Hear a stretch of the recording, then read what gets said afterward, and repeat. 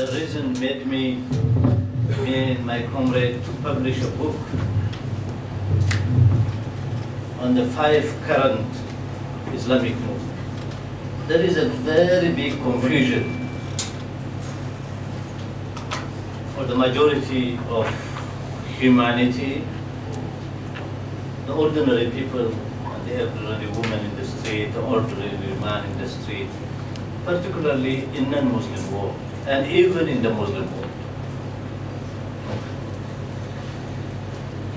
The book is called Jihad Made in USA. They can use our language against us, they can use our religion against us, they can use our wealth against us, they turn even our children against us. Imperialism and domination, it's a horrible system.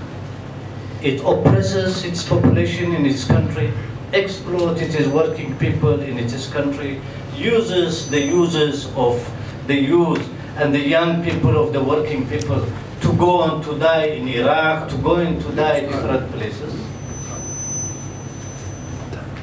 If you know French, if you know French and you can read French, I think the answer will be here.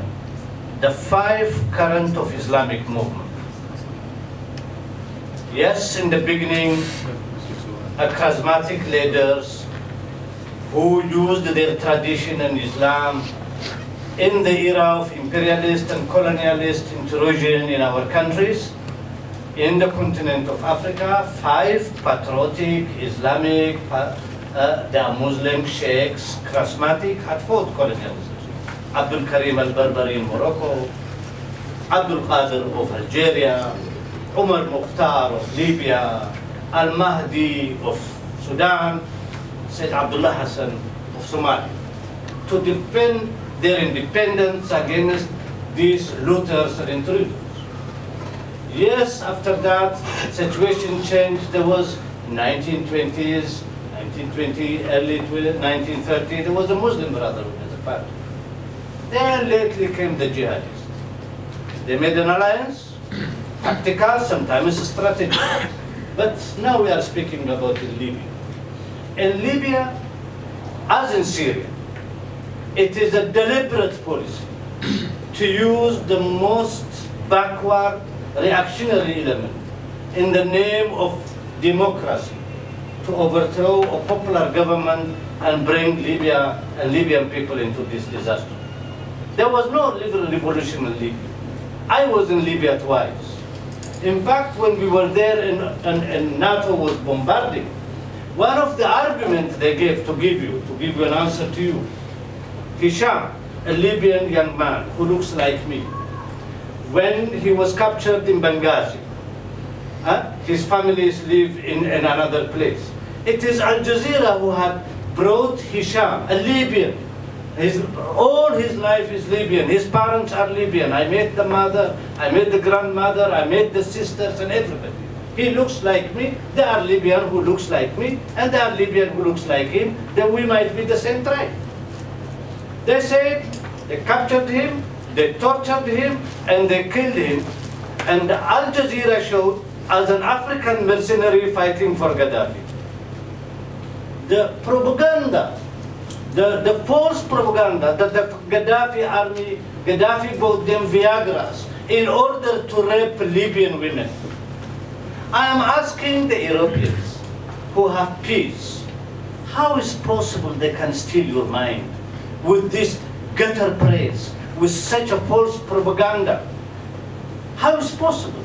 I have the impression that you can read journals, you can drive modern cars, but you can be cheated easily with a primitive propaganda.